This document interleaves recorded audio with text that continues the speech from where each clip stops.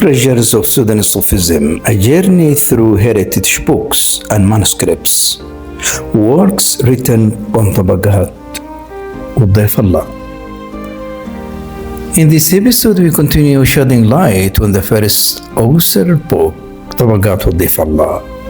This time, we will focus on the major studies and publications written about this remarkable work by both Sudanese and non-Sudanese scholars. These contributions have taken various forms, including books, research papers, journal articles, and academic theses. Such extensive scholarly attention reflects the book's significant intellectual and historical status within Sudanese heritage. So it is my great pleasure, the audience, welcoming you to our new episode, to a new encounter with Muhammad Nur Allah and his book طبقات الله. And this time I would like the audience to share parts of the books, the journal papers, the theses, the articles that have been devoted to this book of طبقات. And for this, welcome and stay with us.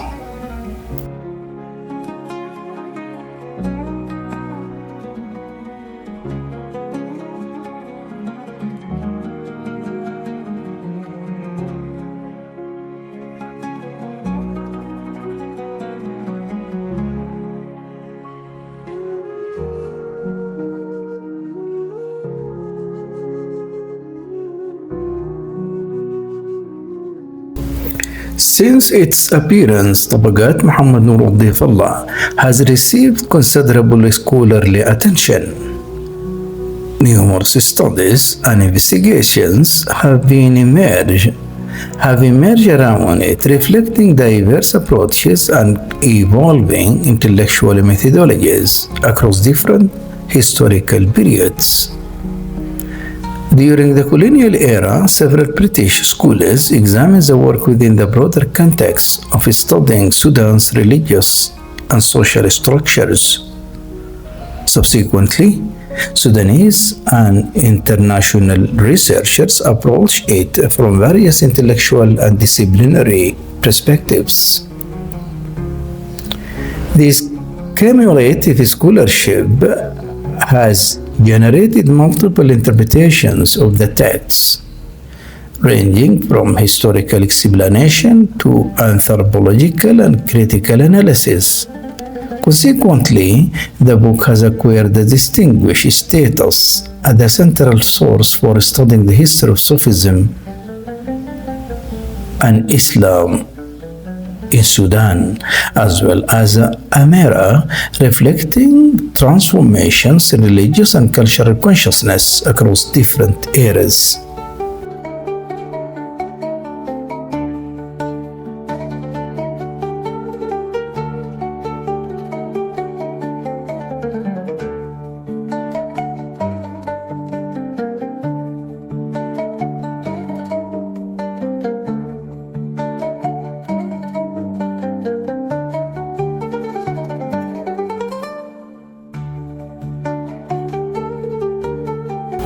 The author of Katib al-Shuna, Ahmad al-Haj Abu Ali, was among the first to draw attention to the value of طبقات. He described both the books and its author as an accomplished scholar, editor, and eminent religious authority, referring to him as the distinguished Sheikh al-Islam, of his time and praising his important work entitled طبقات الصالحين, which in his view had no precedent among earlier or later writers.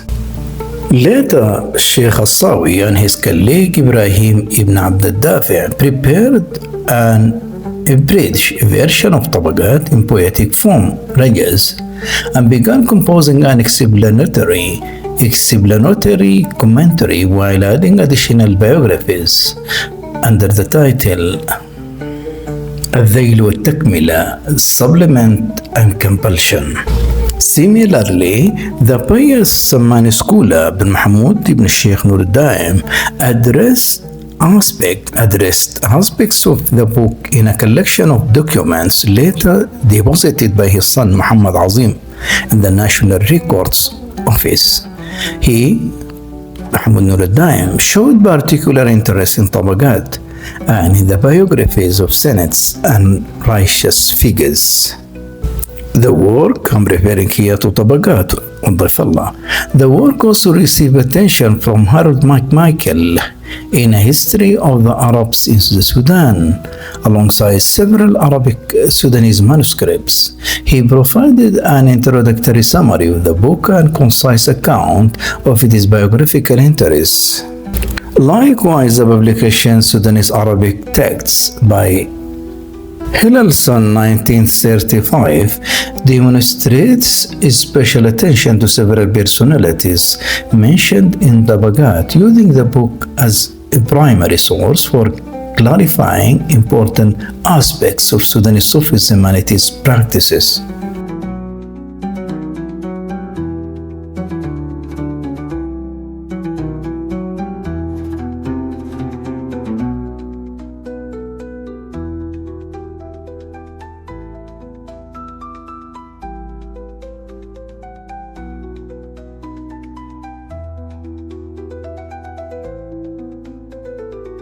Meanwhile, Ustaz Ali Muhammad Ali Saleh was among the first modern Sudanese scholars to dedicate an independent study to the work in his book, وضيف الله, in his book, الطبقات, published in 1962.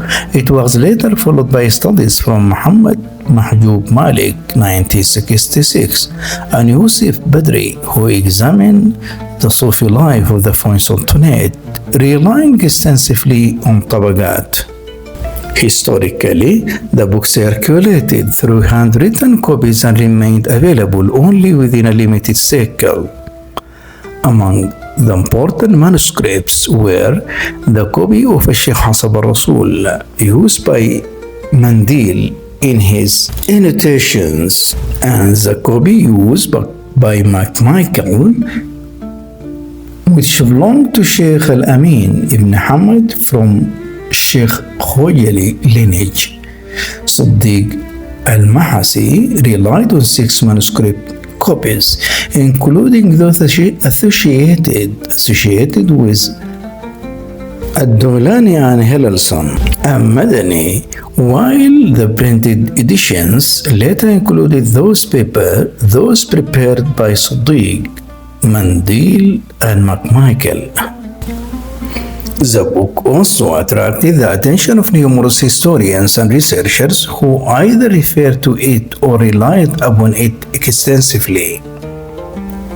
These included Noam Shugair in his historical geographical writings, Crawford in the Fon Kingdom, Abdul Majid Abdin in the history of Arab culture in Sudan, Abdullah Abdurrahman Al-Amini in Arabic in Sudan, Maki Shbeka in his edition of Katib al-Shuna, Al-Shatir al-Busayli, Abdul Jalil P.M. Holt in his studies on Sanads, Sheikh Hassan al-Fatih Sharibullah in his work on Sufism during the Fong era, and Abdul Qadir Mahmoud in both the Sufi orders in Sudan and the Sufi Sot in Sudan.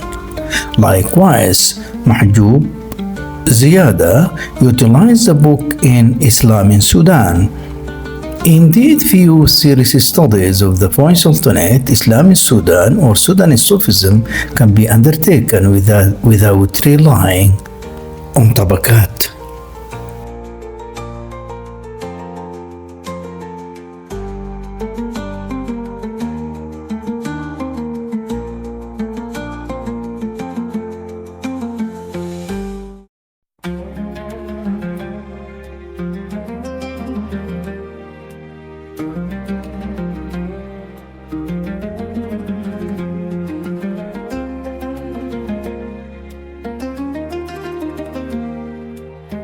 The audience, I would like to reminding you that I'm presenting Muhammad Noor وضيف الله with his celebrated and noted book طبقات وضيف الله, and in our encounter with him today, just I am sharing works written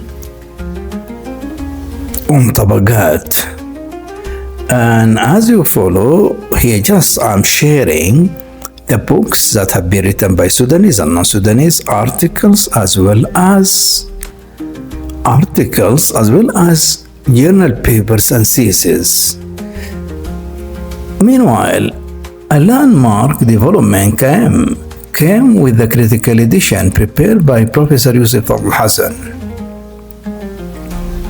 widely regarded as a major scholarly achievement. It was published by the University of Khartoum Press in 1971, followed by a second edition in 1975 and numerous subsequent editions. Many master's theses and doctoral dissertations have also been produced within Sudanese universities and beyond, focusing on various dimensions of طبقات. Among these, Dr. Bishara Hamad, Assistant Professor of Arabic at Johns Hopkins University, and his PhD from the University of Texas at Austin in 1992, with a dissertation entitled وضيف الله as Historian, an analytical, literary and linguistic study of الطبقات. Among important contributions in this field is the study by Sheikh Al-Amin Al-Haj Muhammad Ahmad of Islamic Studies at the Arabic Language Institute of Al-Qura University in Mecca, published in 2000 under the title Reflections on طبقات وضيف الله. It represents one of the most significant critical attempts to examine the book through a doctrinal lens while analyzing its Sufi heritage and historical narratives. The most recent contribution is in fact a forthcoming book entitled Correcting the Narratives in طبقات وضيف الله, a documentary and analytical study of the accounts of Sheikh Muhammad Al-Amin and Banag Al-Dharir, authored by the presenter of these episodes, Dr. Abdul Jalil Saleh. The book is scheduled for publication by Dar al-Musawwarat in Cairo during this year, 2026.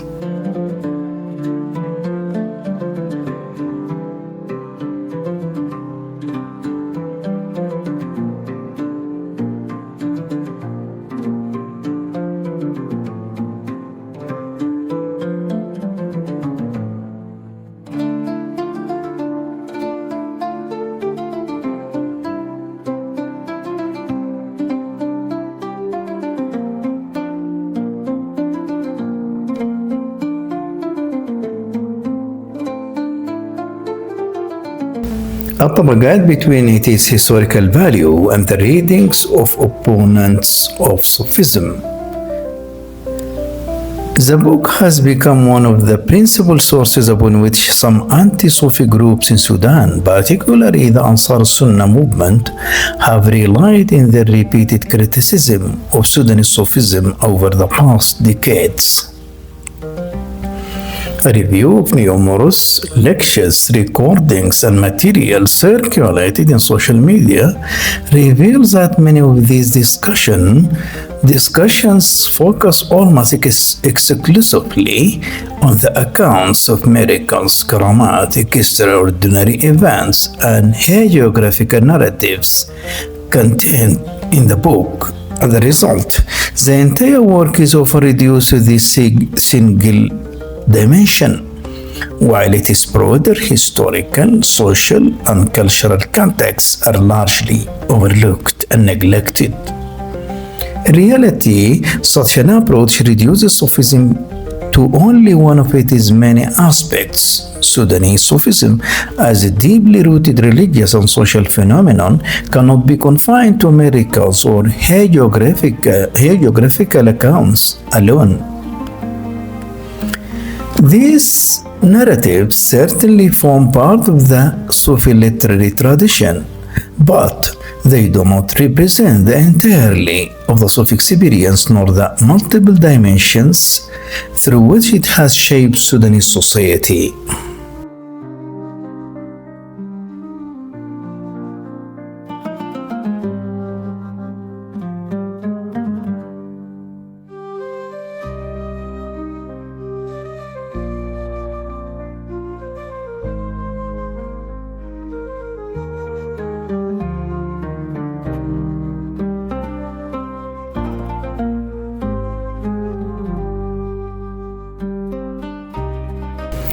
It is also important to emphasize that طبقات is neither a book of jurisprudence nor of aqidah to be read or judged according to the standards applied to legal or theological texts. Rather, it is a work of biographical, hagiographical, social and cultural history that documents the lives of scholars, senates and Sufi figures, and records their diverse roles within Sudanese society during a significant historical period. The book documents a considerable number of personalities. According to Maakiel, it contains biographies of more than 250 individuals, while Professor Yusuf al-Hassan estimated the number at approximately 2070. This numerical diversity itself reflects the depth of influence these figures exercise within Sudanese society. Anyone who carefully examines the pages of the book will discover a rich record of the religious, spiritual, social, literary, and scholarly contributions made by the Sufi leaders in Sudan. They played a central role in spreading Islam, establishing khalawis, Quranic schools, teaching the Quran, promoting Islamic sciences, strengthening social cohesion, reconciling disputes, and shaping an important part of Sudan's cultural and civilizational identity over many centuries.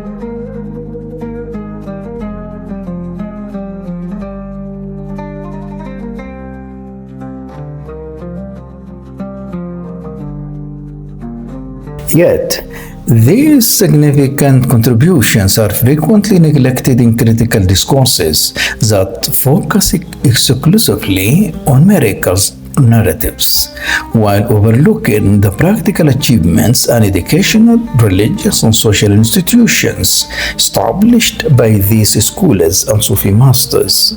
Consequently, At-Tabaqat, with all its illuminating accounts, stands as a reflection of the substantial role these figures played in Sudanese history. Their inclusion in the book was not arbitrary, rather, it was the result of the impact they had on their communities. Had they not made meaningful contributions and left enduring legacies, history would not have received their names, nor would they have occupied a place in a historical record that remains an essential reference for understanding the development of Sudan's religious, social, and cultural life. As you listen, the audience, in this episode, we covered a very important area, that is the authoring books, articles, research papers, dissertations that have been dedicated to handle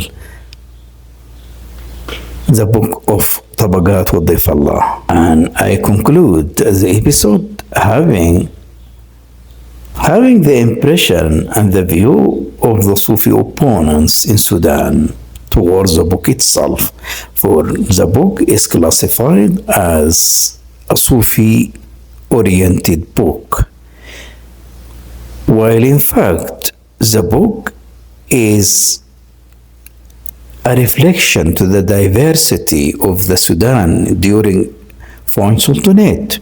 So we found and we find in the book poets, we found scholars, we found teachers of the Islamic creed, we find Sufis. So we have diversity in the book.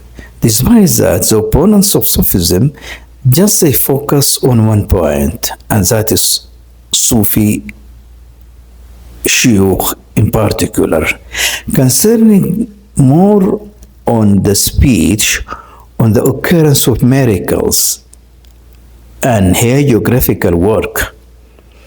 So the discourse that used to be taken against Sufis by their opponents in the book is directly articulated on the speech on karamat and manaqib, not more and not less. And in fact, the reality is not like this. For the book deceives the way of living of the Sudanese, their interactions during French Sultanate.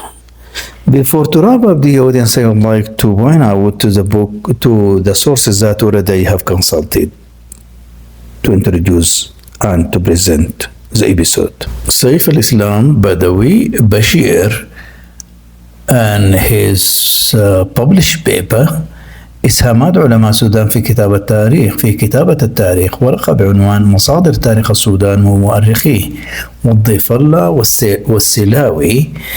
السلاوي والكردفاني نموذجا، published on التنوير. Moreover, here we have an article written by the diplomat خالد محمد فرح، المئوية الثانية لوضيف الله، published article on Sudan Nile 18 of May 2009. By this, the audience, I came to the end of the episode. Seeing you in another episode. Assalamu alaikum wa rahmatullahi wa barakatuh.